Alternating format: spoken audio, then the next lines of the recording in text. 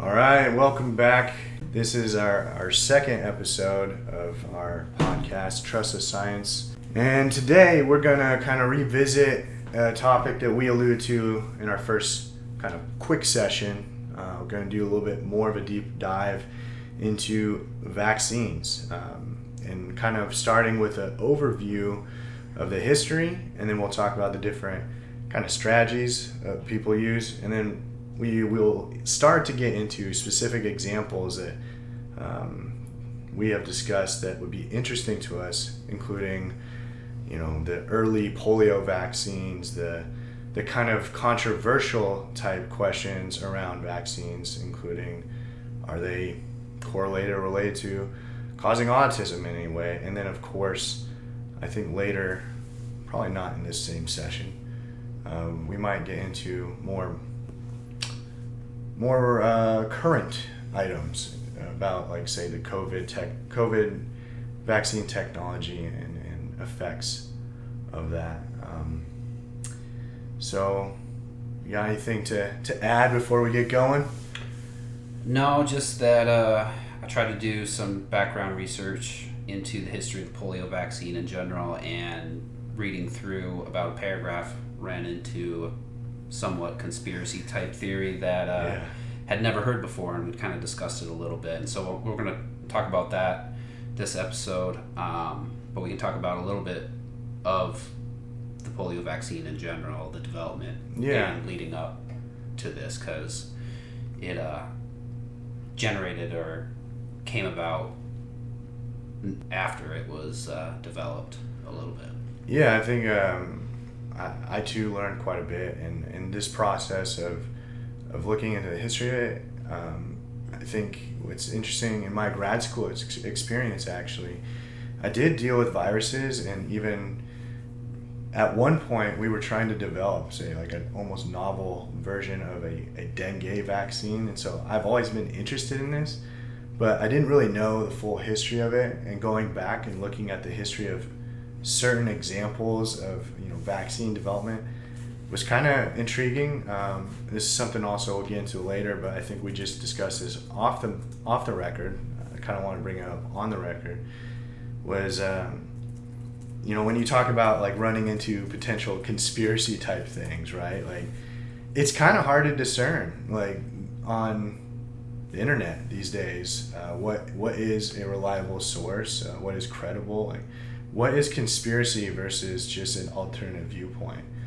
And I don't know if you've had that kind of dilemma too, but, like, when you type in a question or you type in something about, say, do vaccines cause autism, you get like 90 hits that immediately say, like, no, right. And it's like the CDC, the NIH, all these, very official articles and, organizations that are trying to basically say no, there is no correlate. But I hate to be that guy, but I am a curious person, a scientist, and I've heard people of other viewpoints that claim that there's data that speaks otherwise. But it's hard for me to, like, locate it. Like, I've heard people talk about, oh yeah, there's all this literature that says the inverse of what you read on these websites, but right. I can't actually find it. So it's like, is this a stretch of the truth, or is it, is there a bias in the search engines? Like, I hate to be that conspiratorial tinfoil hat man, but I'm like, okay, well, if this is such a debate, like, where's the other side from a scientific perspective? Yeah. Is it being filtered? Is it being refined? Or is it really just non-existent, like we're being kind of led to believe if you do a simple search? Right. Does that make sense? It says, like, the scientific consensus is no. Yeah. But it doesn't really explain why. Like, yeah. And some of them, at least digging a little bit into, like, the conspiracy theory, it explained why. But sure. Once I dug a little bit deeper, it kind of seemed like those reasons didn't really necessarily make sense, or the reasons that it's not compelling. Yeah, it's not they tested. Yeah, pretty much it's not compelling. It's not they tested it and no, it didn't have traces of the HIV virus. The other thing I come across, not just in this topic but in general, like, if you read an article, say, that comes out in, like, the New York Times or, like, a mainstream a newspaper or something about science, they all kind of cite the same like 4 papers, like Right. Yeah. they're not really looking at the entirety of a collection of data or discussion, even from the primary literature. It's like, oh well, this paper said there's no evidence, and so we say there's no evidence, citation done, and that's the end of discussion. Right. And so they cite it. This one paper cites another paper, and then the next one cites that one. And it's just like they don't even read. It's just an endless train. So I mean, I'm not trying to get too ahead of ourselves in that. It was an interesting observation I made. I thought it was something kind of valid to bring up. I didn't want to feel like I'm the only person who's ever experienced this. I'm pretty sure I'm not, but it was something that kind of became a trend when reading some of the background details on this. But nonetheless, I think, I really wanted to share the history of this, kind of some of the things that I found. Let's go into the history. And I was going to start with a question, because this one actually surprised me a little bit. In terms of vaccine technology, what time would you say, how long ago, or I guess what time do you think the first vaccines came up? I think I might have cheated because I looked up just now how did vaccines get their name, and it said it came from the Latin term vacca, which this is according to ChatGPT. So ChatGPT for the win, which means cow, and the word vacinium was historically used to refer to the cowpox virus, which was used by Edward Jenner in the 18th century as the basis for the first successful smallpox vaccine. The concept of vaccination itself is rooted in the observation that milkmaids who had contracted the cowpox seemed to be immune to smallpox, leading to the development of the word and the practice. So I think 1700s, if that is... Wow. Is ChatGPT correct according to your research? It's not incorrect. I mean, so I was actually like, wow, all right, I don't have to do anything anymore. No, like you hit the nail on the head. But so you're right. I found similar kind of answers there. But actually, we'll take a step back, because I did a little bit of deep diving into what we think of as a vaccine. So in terms of like the modern vaccine, right, the Edward Jenner fella from the late 1700s, he was kind of what I think is considered to be like the godfather of the modern vaccine movement. And the reason why we call them vaccines is, in fact, what you just said. In fact, I found another variation of it. It's called the Latin name is varioli vaccinae. I don't know if I'm saying that right, but it comes from the word that they used for smallpox, and bovine, cow.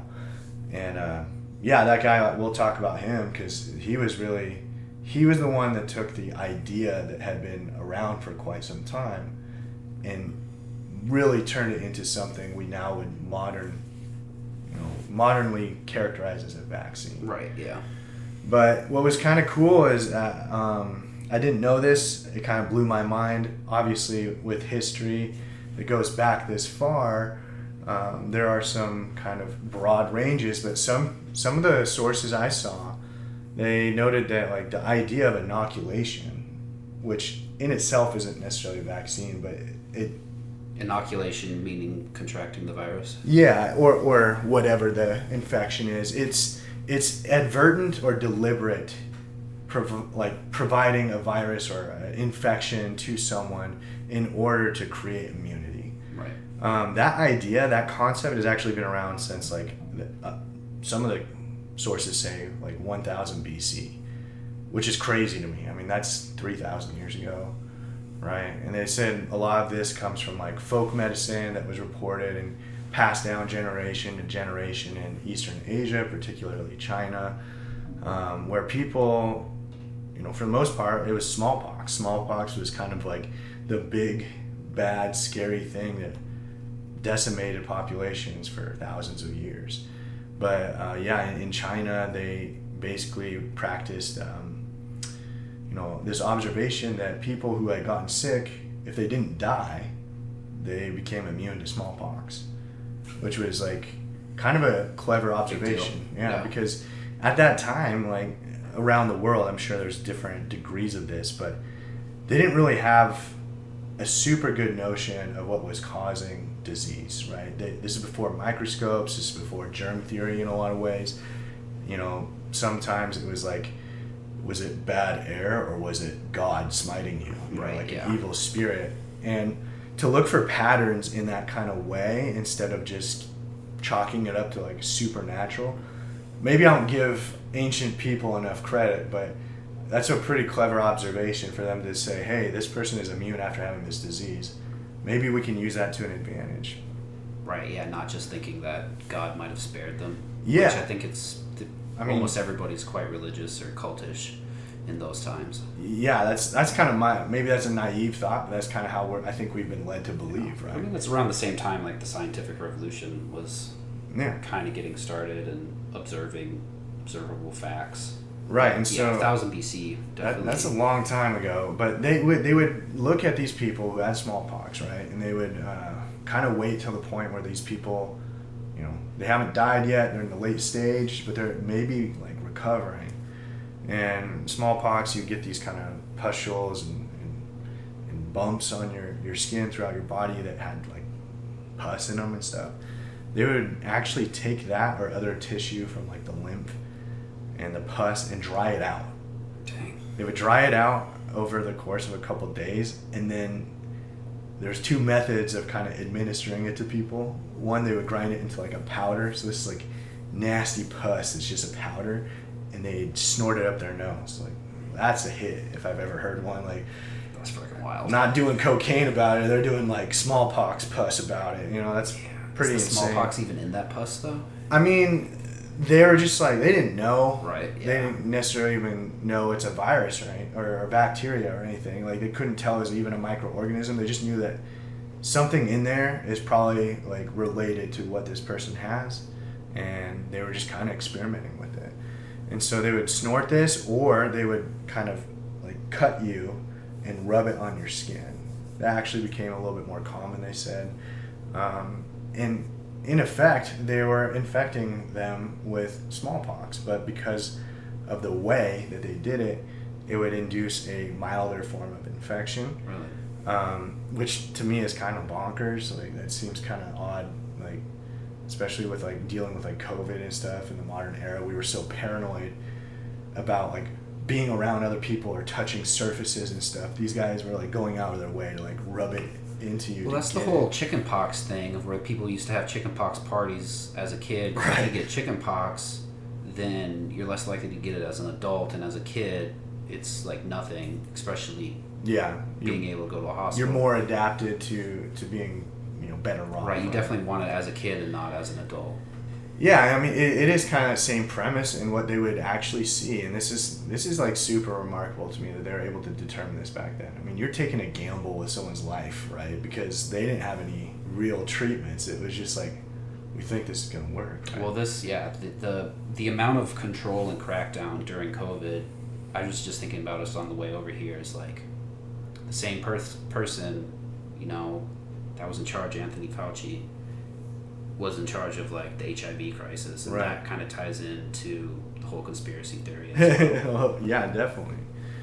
And so I don't know, like going back to them doing this, what was interesting is they did show that people who had this kind of inoculation were much less likely to die from an infection that was incurred, but also from, you know, other infections later. They effectively became immune. And so you actually had like your first form of kind of vaccination, if you will, even though it wasn't a true vaccine, like that long ago. And then this kind of spread throughout the world and over the period of multiple centuries. You know, we end up in Africa. They said it was actually a huge practice that was incorporated into the slave trade, of all things. The vaccinations? Yeah. Or the smallpox? The smallpox, yeah. And they actually called it variolation is what they called it. And that's actually a direct term meaning, you know, smallpox inoculation. And some people use it interchangeably with like vaccination, but it actually means smallpox because the variole part of that word comes from like the Latin of smallpox. But anyhow, yeah, so like they would give that to slaves because they were property. Almost like we give, I hate to say it and use it in such crude like metaphors here, but like that's, you know, we treat cattle with vaccines and stuff like that. They were doing that, and they would actually become like more expensive, more valuable, because they were less prone to being shipped off wherever and getting smallpox and dying, and your investment is lost. But, you know, it slowly worked west into Europe and eventually all the way to North America, and kind of this idea dispersed throughout the globe. And then, of course, as you noted, you know, we're skipping ahead a little bit, but like in the middle, you know, 1500s to the 1700s, other people in Western Europe, and they started to think about these diseases in a similar fashion. You know, it wasn't just smallpox, but it was other things like the plague, and even other kinds of things like rabies, something that we don't normally like take that seriously. These were all things that could kill you, because there just wasn't access to very much, you know, treatments or understanding of it. So yeah, the big game changer for like smallpox especially was your buddy Edward in like the late 1700s. He effectively created that smallpox vaccine, you know, because he was, like you said, noting that, you know, people who had been around either smallpox or even cowpox, which is a related virus, that they weren't getting sick from it.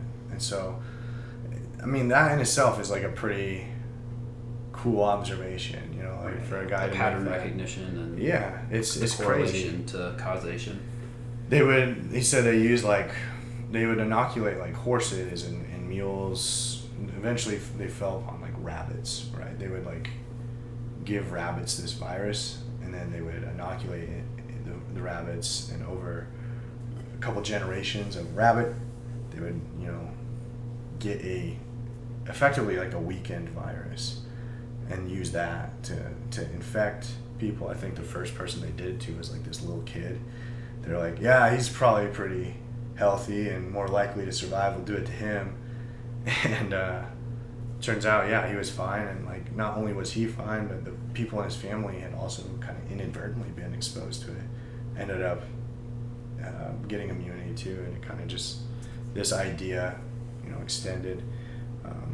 And actually, I guess like 100 years later, like we've all heard of Louis Pasteur.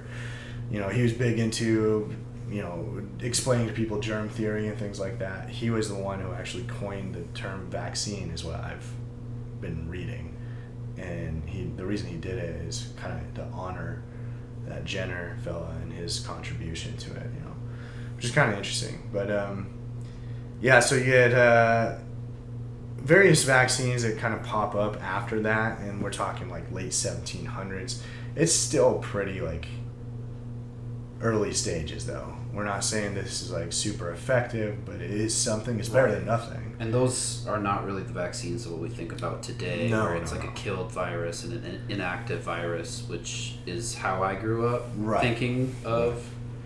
They were using live viruses still. Yeah, live viruses that are less virulent because they've been raised in organisms for multiple generations and kind of mutated to become mutated. Yeah, exactly. Which it's just kind of crazy. I get kind of like freaked out by that. Like, they were taking such big risks here, but it paid off. It's a wild time to live, though. Yeah, and so, like I mentioned, there was kind of an interest in doing this in other kinds of, you know, diseases too, because, you know, it wasn't just smallpox. There's a lot going on. There was measles. You know, people had known about the difference between smallpox, measles, and a lot of these diseases for quite some time. You know, this idea that different diseases needed different kinds of inoculations actually had come out quite some time ago as well. I mean, and the cool thing too is it came up in different parts of the world. Like, we're talking in Persia, India, China, parts of Europe, all at like not the same time, maybe off a little bit, but kind of independently. I find that fascinating too. It's like the evolution of thought, right? Where you're like, okay, yeah, this guy was a genius, but this guy over here was doing the same thing, and they didn't. It's not like they had telephones. They just were observing, right? So it's kind of interesting. But they started figuring out that if you had a specific disease that you wanted to, rid yourself of or protect yourself of, they had to do different inoculations derived from that source. And so in like the 1800s, for instance, the rabies thing that I talked about was a pretty big one.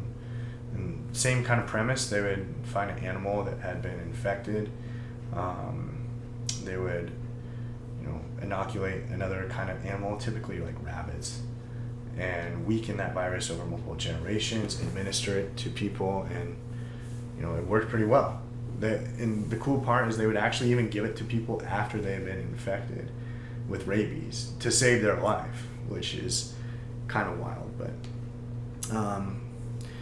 and so that kind of idea obviously went into the 20th and of course 21st century, but it really took off in the 20th century, the early 20th century, and it started to become what we would probably consider to be like the more modern idea of vaccine. So I just wanted to get into that a little bit, the different kinds, because as you mentioned, there's like live or weekend. Some of these terminology are synonymous. There's different ways of describing it, but it is kind of confusing, I think, when I'm not a vaccinologist or an expert by any stretch, but what are they all different? How are they all different, right? Yeah. So there's a lot of different classes. I literally just was like looking at it on Wikipedia. There's like 14 different variations, but they are kind of subsets of one another. They're not all like, I would say, discrete. A couple of the big classes are like attenuated.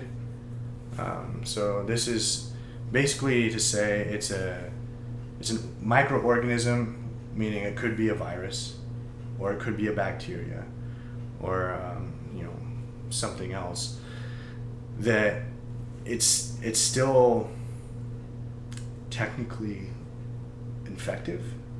Still, like, I wouldn't call it living, because viruses aren't necessarily like alive. There's some debate about that, but it's like still able to infect and things like that, but they are not virulent, meaning they're not like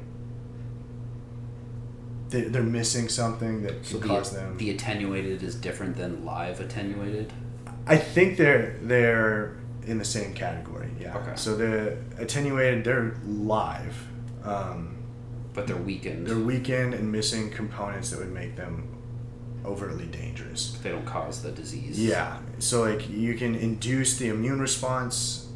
I guess infection isn't really the right word, maybe, but it is kind of, if it's still alive, then it is an infection. Right. Yeah. But it's not causing the disease and the typical symptoms related to it. It's just inducing immune response so that your body can recognize it, build up antibodies, which induce kind of the adaptive immune system response that later becomes immunity. So attenuated, I honestly think of like what it means to attenuate, right? Like remove a piece or like change a piece. It's not necessarily the full native microorganism. And so examples of this in terms of vaccines have been developed for it. It can be, like I said, a virus. It can be a bacteria. So on the virus side of things, pretty common ones that we've probably all heard of or even had: yellow fever, measles, mumps, rubella. That's like the MMR one. Like I think everyone is almost required to have that these days. And then on the bacterial side, there's things like typhoid, which used to be like a pretty big deal, when we didn't have sanitation methods and engineering. Tuberculosis, which kind of still a big deal. Yeah, it killed more people than COVID did last year. Yeah, like we don't necessarily think about TB as much anymore because it's not as prevalent, but it's actually kind of scary. Yeah. It's kind of scary because there's new versions of TB emerging that could be a problem. And then like bubonic plague, like it comes from, I always forget the bacteria, but it's an infection from a bacterial source, pretty sure. And they've developed attenuated versions of that into a vaccine.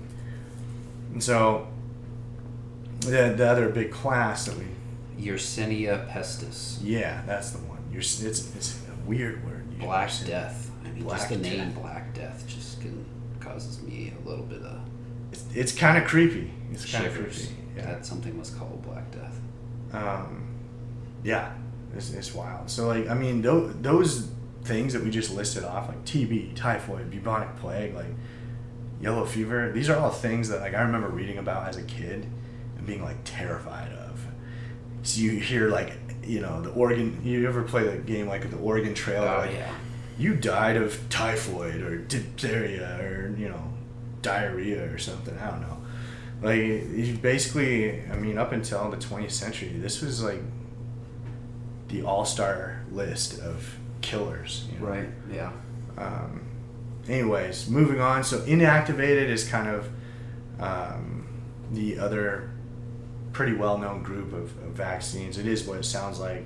They're essentially vaccines that contain inactivated but previously virulent microorganisms that have been destroyed, typically through like chemical means or heat or radiation. So they're actually what were the full living virus, but were treated in some way to make them non-active, you know. And in theory, enough of the like structure or of the microorganism is retained that it still produces the immune response that would be recognized even with a native infection. It's kind of interesting because it's like, well, this might come up, but how are you certain that when you're giving someone a vaccine like this that it's fully inactivated? Yeah, 100% of that vaccine is inactivated. Right. I think that's what's still causing some of the spillover of vaccines causing polio. The concern there, right? But anyhow, like a couple of the big examples, of course, like we just mentioned, was the polio vaccine, one of the polio vaccines, hepatitis, rabies, even influenza vaccines. So that's another kind of interesting one, the influenza vaccine. I don't know if you stumbled across that, but there was some controversy there it's too. Interesting because it's every year. Yeah. Every year you have to get this vaccine, which is, and the other ones like the MMR or the hepatitis ones, it's you take it once or you have like take it a certain amount, yeah. But you don't take it every year. No. But with the flu vaccine, it's every year, which to me is a reason for me just not to take it because it's like, what advantage are you really? What advantage am I really getting? Yeah. Plus, That's the development time that it takes, like the whole reason that you have to take it every year is because it mutates to a different form, but it takes time to develop it, right. So you're just like guessing what it's gonna be, and that's why the efficacy isn't as good either. Right. Yeah. So. Yeah, that's kind of an interesting topic unto itself, I think, like talking about the flu vaccines and stuff. I actually did get one for a couple of years, and I was convinced for like a couple of years that I was like going to get it every year because I didn't get sick for like 2 years, and that never happened to me. But I think what it was, honestly, was I was living in Arizona versus living in Washington. Like Washington being very cold in the cooler months, you're like all packed in, and people get sick a lot easier. It spreads a lot easier. In Arizona, like, you're like outside a lot more. I don't know. Maybe that's crazy, but I think I wanted it to be the vaccine so bad. I'm like, oh yeah, I protected myself, you know. But who knows if that was really it. So those are like two of the big categories of vaccines. There's actually a couple other ones that I was aware of, but I didn't normally think of them in this way. So I'm just going to list off a couple of them and their examples. Like this one is kind of interesting. It's called the taxoid vaccines. So these are basically like small molecule kind of vaccines. They're vaccines made of inactivated toxic compounds that can cause illness rather than like a microorganism. So we're talking about like things like tetanus, which is, I think, most people have like a tetanus shot or tetanus vaccine to prevent this, but like tetanus is essentially caused by like interactions with like these small molecules. So another one, diphtheria, again, like these are all molecular instead of like microorganism. Actually, what's interesting that I read about this too is that this isn't like a new idea of the 21st century. Like there was like Buddhist priests that were injecting themselves with small amounts of like snake venom so that they would build up immunity to like snake venom and stuff like that, which is kind of insane, but apparently, it's the same kind of idea. Right. That's how they treat allergies today. Yeah. Especially with bees or any type of pollen. You inject yourself with small bits of it over time, and it's supposed to help you. Yeah, you almost not like have that allergic response. I forget what the term is, but like you build up like a tolerance almost because your immune system adapts to it, which is fascinating that that's even like a strategy. But another version is called a subunit, which is kind of like it's kind of in between taxoid and like attenuated, where you have a subunit or fragment of organism that can create an immune response. An example of that is like hepatitis B, which just has like the surface proteins of the virus. There's another one for HPV. And what's interesting is now we're getting into kind of the more modern approach of looking at like these subunits that actually are proteins, not entire organisms or anything like that, but we're just looking at like a smaller piece of the larger structure. Is proteins. That to make them, do you think, more safe? Cutting away the bits that might cause the disease and just keeping the ones that stimulate the immune response. To me, that would make sense. I think that's part of it. Yeah. I'm not sure if that's what they were going for, but that would be a reason to do it. Yeah, I think that's part of their justification. I think too, it's also like you might get like a better overall response if it's more explicit. I don't know.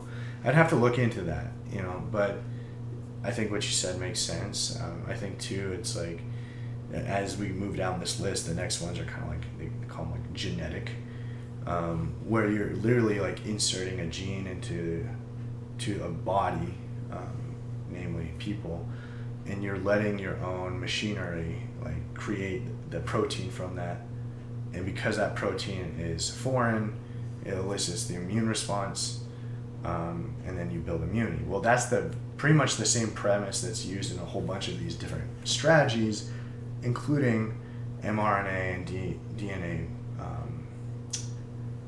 vaccines, which fit in that category. But there's actually multiple others that kind of do the same thing. Like there's another one, I don't know how I feel about this. I don't know that any of these are actually employed outside of like trials, but there was like a viral genetic version where you're actually infecting someone with a non-virulent virus, so it's, I guess, like a safer virus. It's not going to give you a disease, but that virus transmits the genes of whatever protein you're trying to make that would give you the immunity to the overall disease you're trying to provide, right? So it's like, it's kind of, you're infecting yourself with a virus to create a protein to become immune to another infection.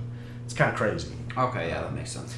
It's very similar to like the mRNA kind of. So it's kind of thought, yeah. Skipping the immune system then. So instead of having the immune system make the defense, it has a virus make the defense. That kind of, yeah. That'd be kind of tricky. I feel like I don't think that it's. Is that the idea? I think that's the idea, but it hasn't really been like successfully employed. Yeah, well, no shit. Like I feel like just the blood types alone, you'd have to make that many different types of vaccines. You can't do a one size fits all.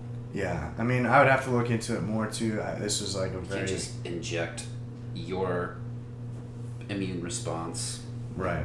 into somebody else and then now they have it. Well, Whoever's in charge of that program was.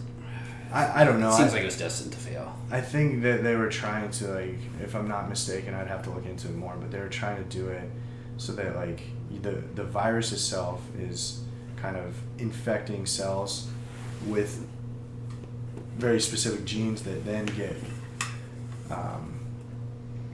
made into proteins. So it's more, I think it's more akin to like the mRNA, where you're just using the virus as a vector to provide the gene. Okay. Not necessarily like I don't know, infect someone with a virus, but I don't know. It's one of those things where I don't fully understand it. I don't think it's like super common to this point, but it is interesting. I also, what I found interesting is that like the mRNA platform, you know, obviously we've employed it now with COVID, but it's been around longer than I think people realize, like the idea behind it.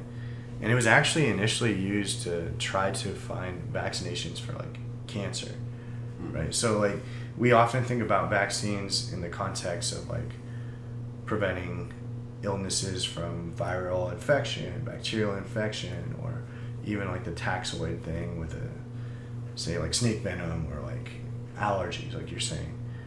But now we're at a point where we're actually looking at developing vaccines for these malignant diseases such as like cancers, and even like things like there's actually an HPV vaccine that's designed to, you know, prevent potential cancers.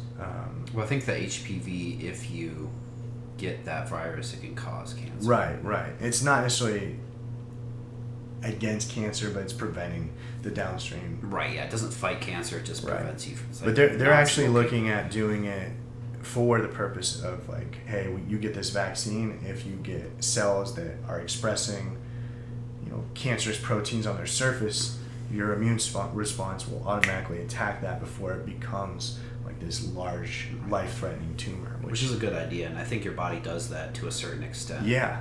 Already. And I don't know how close they are on that, or if it's actually like feasible, but that idea has been around for quite some time, and it's kind of, if I'm not misunderstanding it, was like one of the original bases of why they went after this kind of mRNA like technology. It's kind of cool. Like if you could do that, it becomes no longer like a treatment; it's preventative. Yeah, it's a cure. Yeah, well, more so of a cure than anything we can imagine right now.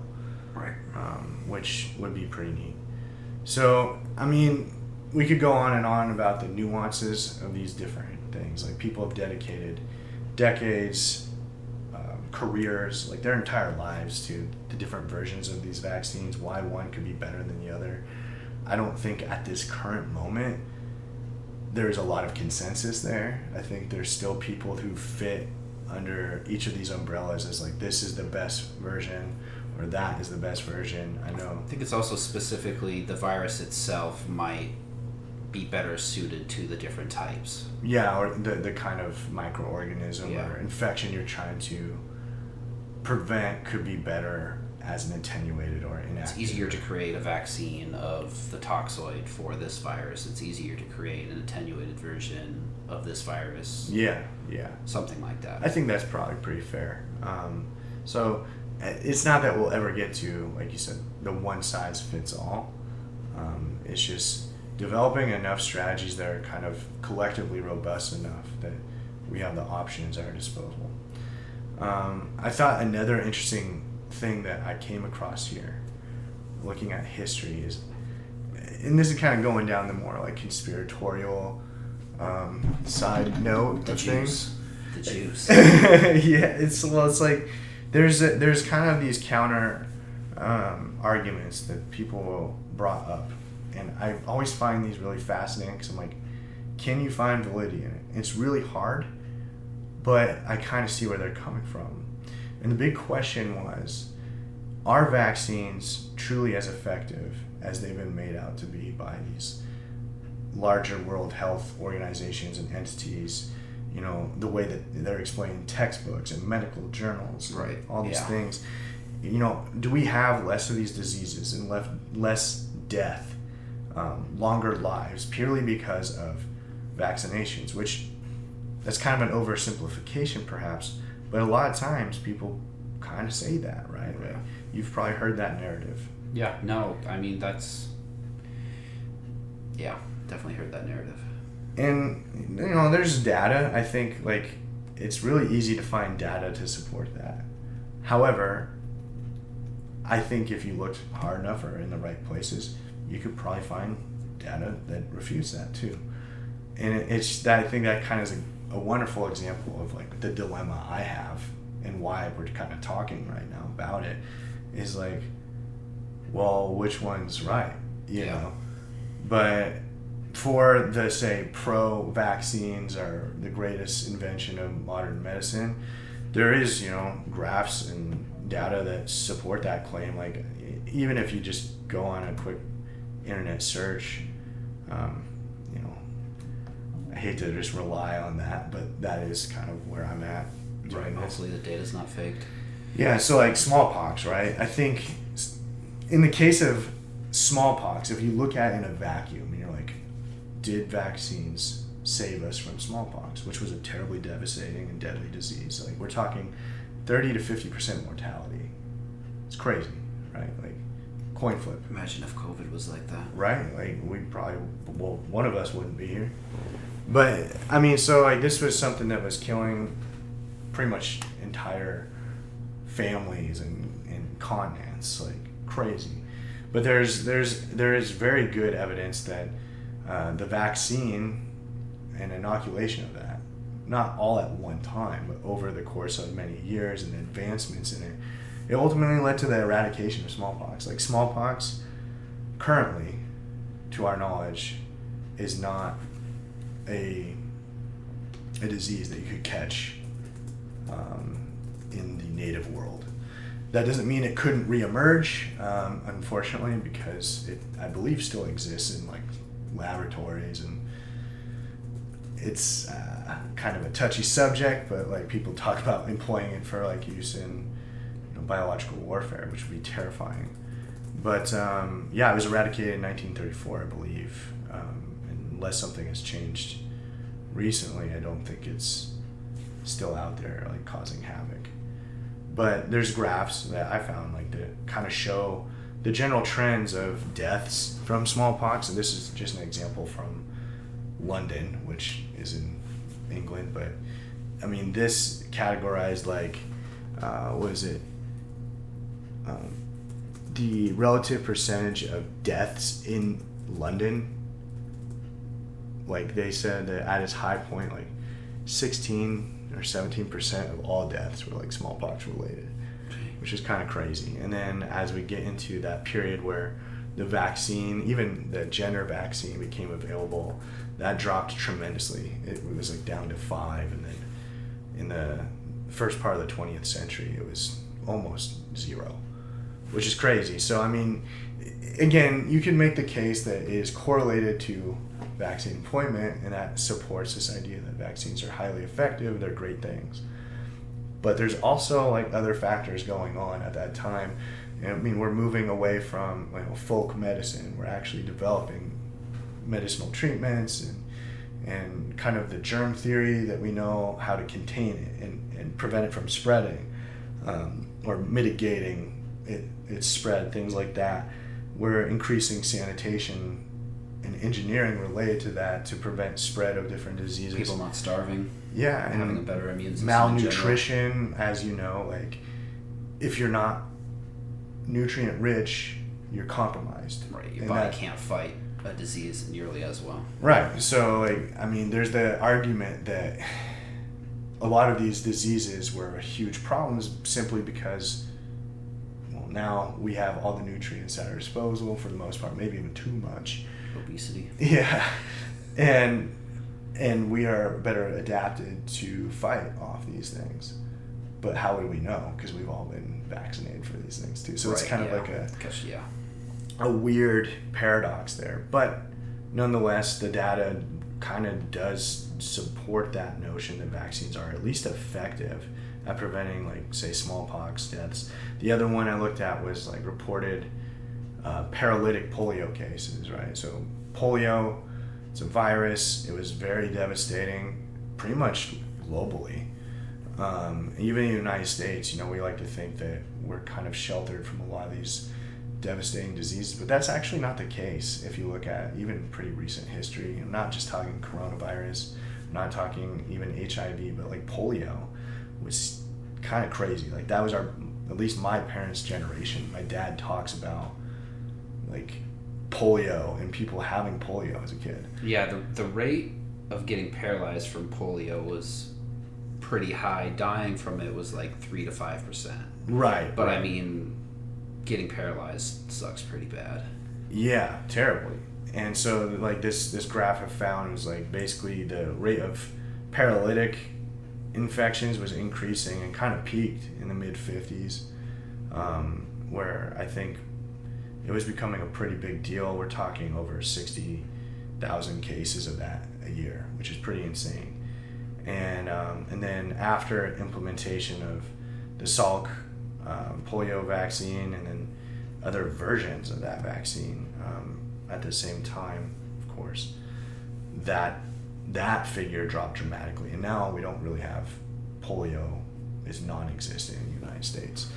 And I think, based on things I've been listening to and reading, like polio actually, in its native form, again, only really exists in like Afghanistan and I think Pakistan, in rural areas. Yeah, I think I was reading that there's some cases today in Afghanistan. Right. Pakistan. So like it's not eradicated, but in effect, it is. And so I think it's probably fair to say that was largely in part due to the vaccines there, which that's a success overall. Yeah. Right. That isn't to say that negative things didn't come from it, though. Right. Yeah. It's not like it was perfect from the start. Right. And I think that's an important thing to keep bringing up is like in those triumphs, there are still examples of failure and of things that went awry and hurt people.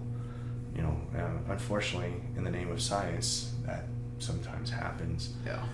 The last one, like measles, this is another interesting one because it is relevant to like kind of this anti-vax movement that became prevalent kind of in the early to mid 90s, mostly associated with these fears of like autism from vaccines and things. But measles, maybe not as deadly per se. I don't think it's as deadly, but it is highly contagious and was a pretty big problem until a vaccine was developed in the early 60s. Again, around the time like polio, the time my parents were born. And you see this like graph of cases. We're talking between 200,000 and 800,000 cases a year up until about the mid 60s. It just drops off. And I think you noted this, that it wasn't like eliminated, and actually they figured out kind of the hard way that a single inoculation of that vaccine wasn't enough for like lifelong immunity, and you would have kind of these like breakthrough potential measles infections, and so they had to do boosters or kind of adapt to that, get a second shot. I don't know if that's still the practice. I can't really remember. I think I've had 2 in my life. I think that's, you get one when you're born and you get one when you're like in your teenage years, perhaps. I don't know. I could be wrong there, but yeah, in certain immunizations, I know you have multiple shots throughout your life. But I don't know. So like, if you 2 look, doses of the MMR vaccine. yeah, First that's dose right. is children between 12 and 15 months, and the second dose between 4 and 6 years old. Okay, so it's earlier than I thought. I'm trying to remember what the one was that they make you get before you go into college. Is it like meningitis? Let's look it up. What vaccine do you need to get before college? And of course, probably more than Oh, one. meningococcal? Yeah. I don't know if I'm pronouncing that right. I think that... Meningococcal. Yeah, so it's meningitis related, I think. But...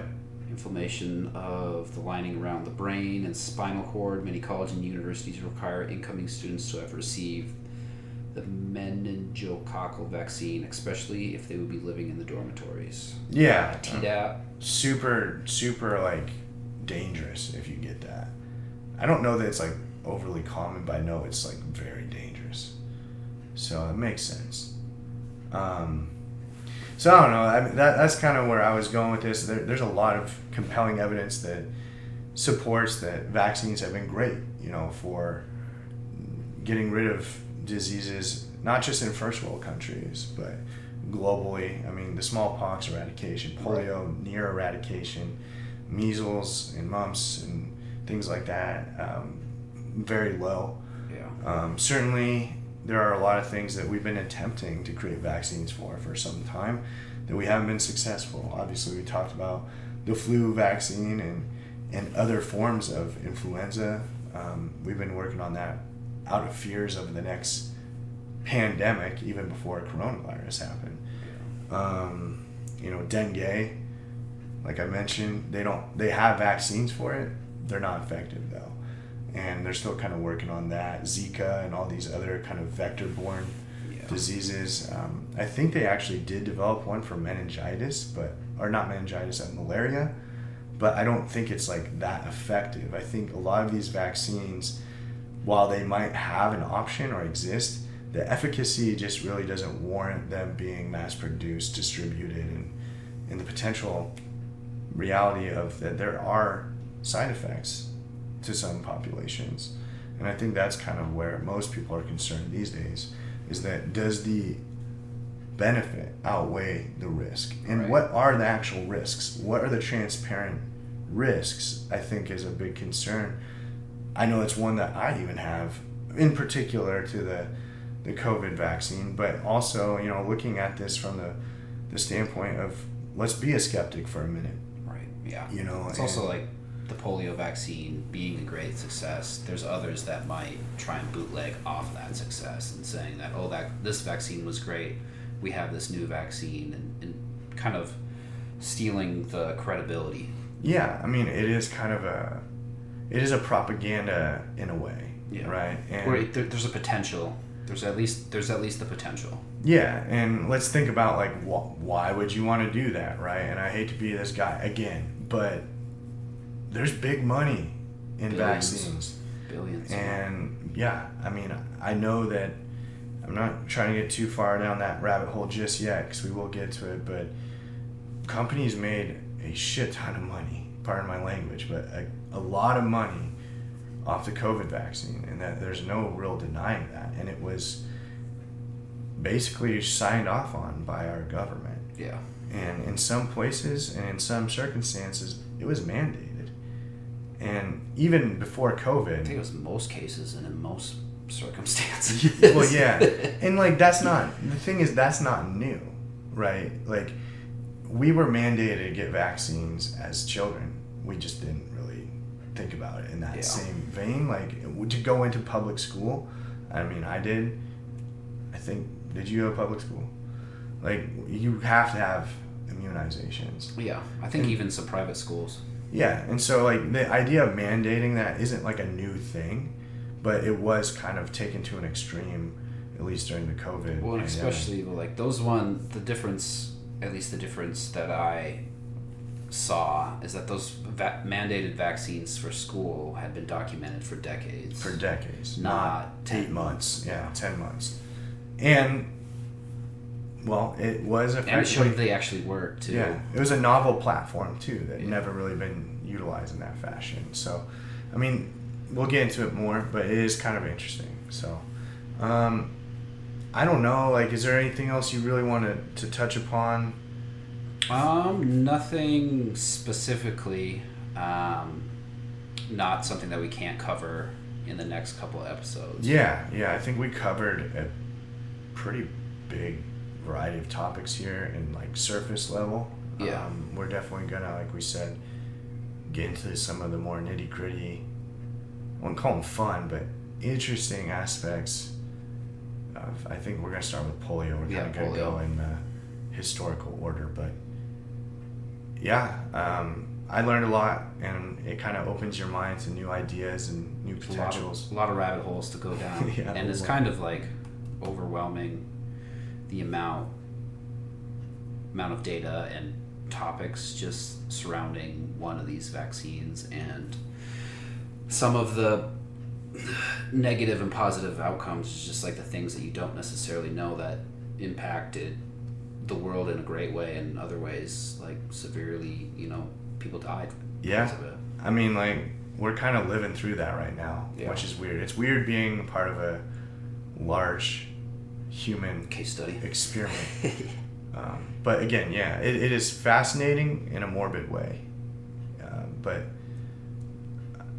at least for this circumstance, it remains to be foreseen what is really going to be the legacy.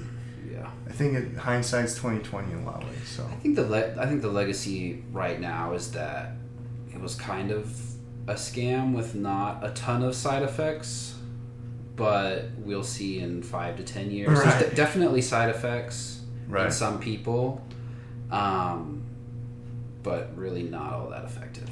Yeah, I think again, we'll get into this, but the thing that really blew my mind was like when they first came out, they seemed to be really effective. Safe and effective. Yeah, really like safe. they were saying like something like crazy, like 100% efficacy or something like that. Yeah, and you go into And we'll go into that. That doesn't happen, but I guess just when you manipulate the statistics again, you can. That's what I'm saying though. It's like if you really look at how they did that, it just like oh. Anyways, all right. Well, if you're with us, you're with us. Thanks for being here. Thanks for enduring listening. This. Yeah, let's talk about all this. But I'm Dr. D. And I'm Dr. B. And this was our second episode of Trust the Science, and we'll talk to you guys again soon. Bye-bye.